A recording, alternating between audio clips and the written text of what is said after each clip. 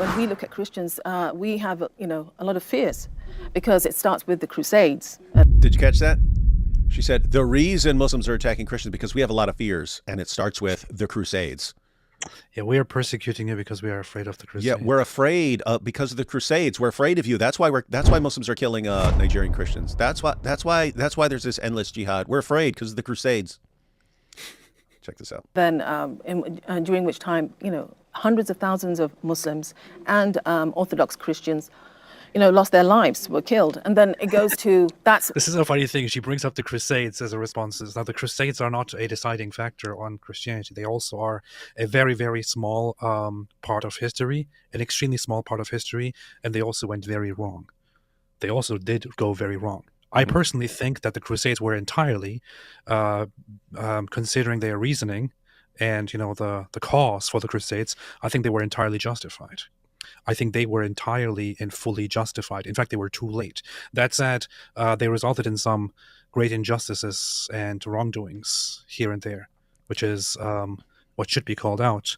However, the thing with the Crusades is that they were a reaction to Islamic aggressions and expansionism, continuous Islamic expansions and aggressions. And the Christian ladies point that out. But once again, it has nothing to do with the topic. Yeah. Let's let her rant for a bit. Following that, then you have the Spanish. And you can kind of tell, and based on the little bit I've seen, she has a lot of. She just attacks Christianity constantly. It's like everything that comes up, she attacks Christianity. So that's the sort of the kind of person she is. This is how she does dawah. It's Christianity evil. Look at Christianity. Look at the Crusades. All this, and has no clue what she's talking about, as usual. Inquisition, where Muslims and Jews were forced to convert, and if they didn't convert, if they didn't agree to convert, then they were killed or exiled. And that the numbers around there are, in the hundreds of thousands. And then, of course, after the Spanish Inquisition, after the Muslims were banished from Europe or killed, and the Jews as well. Even though the Muslims were just being super nice, super sweet, and we have no idea why they were banished. They just banished because they were, the Christians are mean. They were just in Spain. They were just the Muslims were just hanging out in Spain, Yeah, they were just there for some Spanish rice and for centuries. They were just hanging out there. It was it was just their home. They just happened to be there. I mean, they were just there. They must have always been there because it's not like they rolled up in there and invaded the place and stuff, and then people eventually no, they got there by magic. Christian colonization begins, and you have the British going over to India, the British going over to Africa, not just the British, the Dutch, the Bulgarians. Yeah, and are you freaking kidding me? Then the British, when the British got to India, there were Muslims there. How those Muslims get there? Those Muslims, they found these Muslims, these colonizers coming over. Then they think about this: these British Christian colonizers get to India and colonize this Muslim land.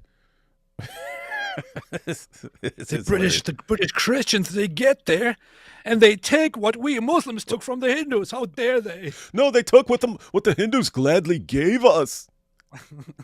And the French as well, and they were informed by Christian missionaries. And just to say that the Christian missionaries informed their missions isn't really enough. They actively participated as well.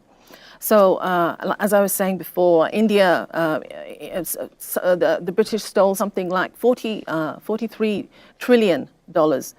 That's not answering the objection, lady.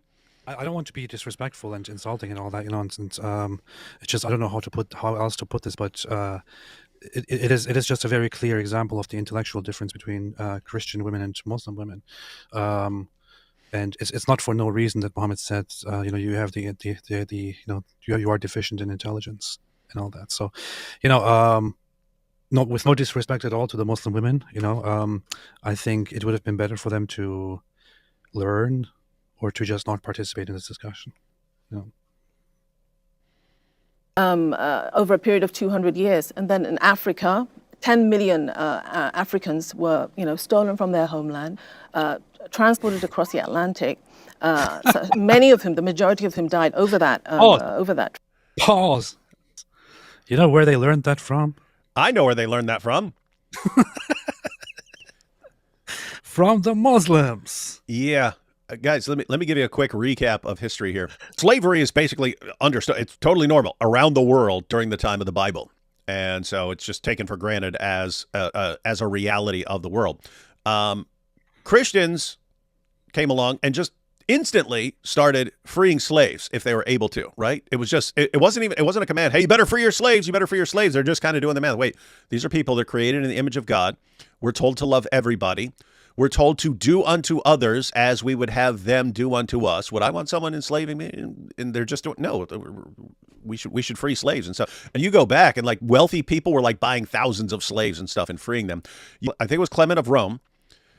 And he had to order Christians to stop selling themselves into slavery in order to free other slaves. You had Christians who were like, "Hey, I want to free that slave over there. So I know what I'll do. I don't have any money, so I'll sell myself into slavery to free that other person and stuff."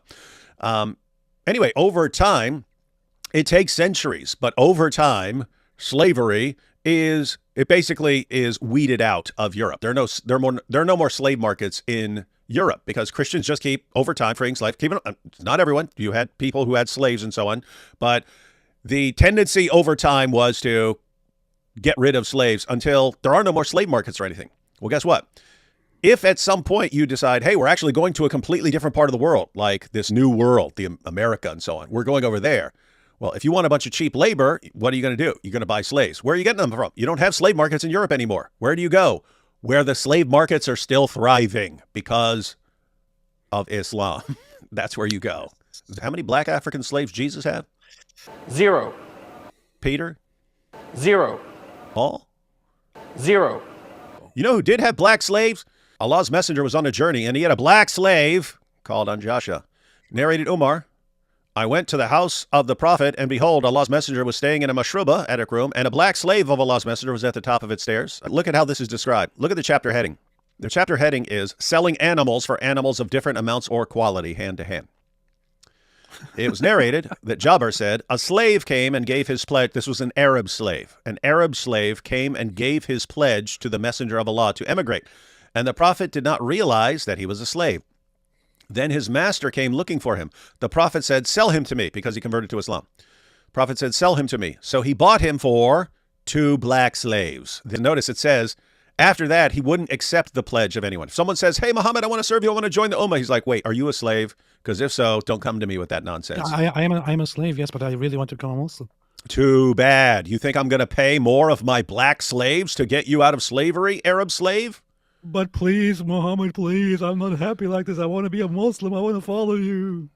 How is this described in the title, in the chapter heading? It's described as selling animals for animals of different amounts or quality, namely Arab slaves versus African slaves. African slaves were less valuable. They were easier to come by and so on. Muhammad used black slaves as currency. Christians ended slavery, and then Christians made the Muslim world, most of it, you still have it in some places, but made the Muslim world end slavery as well. That's what happened. And what happened? And what do Dawa guys do? Nope, Christianity, those are the kings of slavery, and they're the ones who enslaved the Africans, and then Muslims came along and liberated them. You live in absolute fantasy land that is Dawa. Who have we seen on the Muslim side that is not spouting complete nonsense already? No one. One of them didn't talk yet, did she? Oh. Not yet. But she's also actually, I remember what she says when the lady actually basically calls on her. And yeah, the other Muslim woman is actually the most clueless. She's the most clueless of the clueless ones on the Muslim side. But the funny thing is that 2 of these women have said extremely un-Islamic things, or, things that go very, very much against Islam. And I mean, you could consider one of them basically a kafir, a disbeliever, for what you just said about Muslims and Christians, about the Christian belief in God being accepted and all that.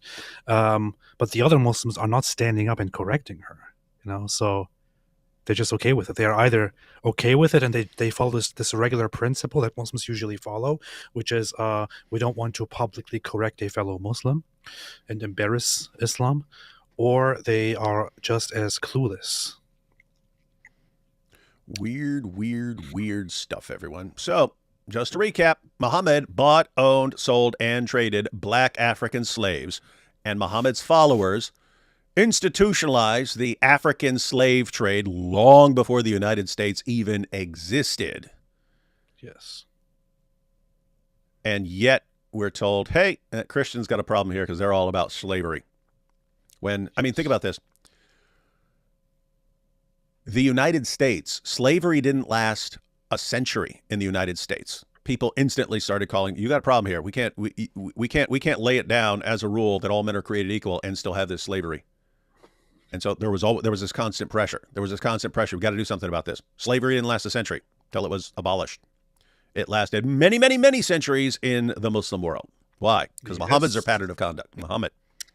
It is called the Trans-Saharan slave trade, and it lasted significantly longer than any other slave trade that is known and that is so systematic. It started out before the 7th century, but the 7th century basically turned it into a systematic form of slavery, and it hasn't even fully ended yet. There are still places where slavery is kind of continued in Africa, but it officially started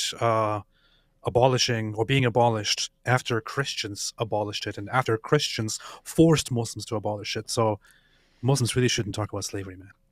No, and it's seriously fascinating, right? Because it's not just Muslims. You'll have everyone else. Oh, you're talking about Christianity. What about slavery in the Bible, dude? Why do you object to slavery at all? Because Christians were so successful in convincing people that slavery is wrong because of Christian ideas that they even convinced atheists and everyone else. And then everyone uses it to attack Christianity. You see the same thing with Muslims.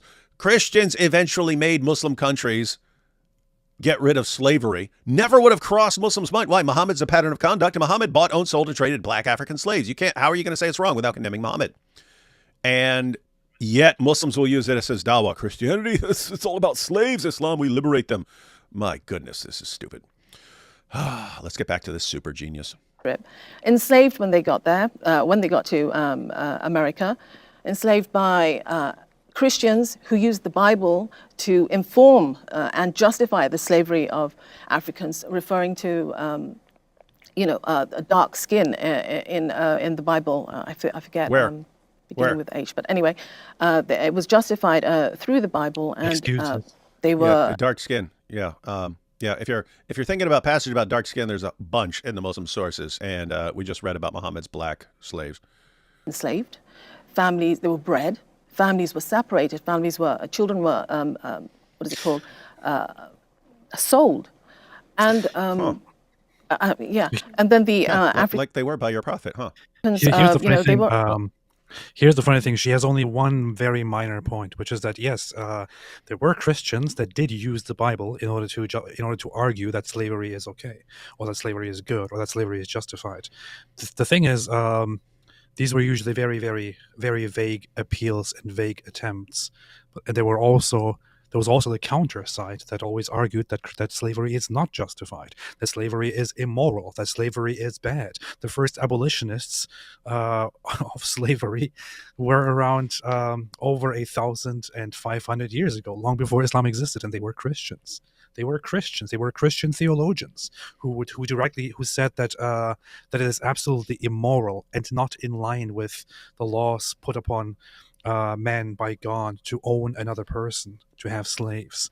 So this is the thing. Yes, you have some people who will argue actually slavery is okay at some points in history based on the Bible. Then you will have most of them actually argue that it's not okay. But the thing is, this is just a matter of interpretation, of a very bad interpretation, if someone to argue that the Bible does allow slavery. Whereas in Islam, it's not really up to interpretation. It's quite clear. Muhammad owned slaves. Muhammad bought and sold slaves. Muhammad encouraged the buying and selling of slaves and the taking of slaves. The Quran clearly talks about the owning of slaves and deals with it as something normal, as a matter of justice. It even says, is the slave and the free person equal?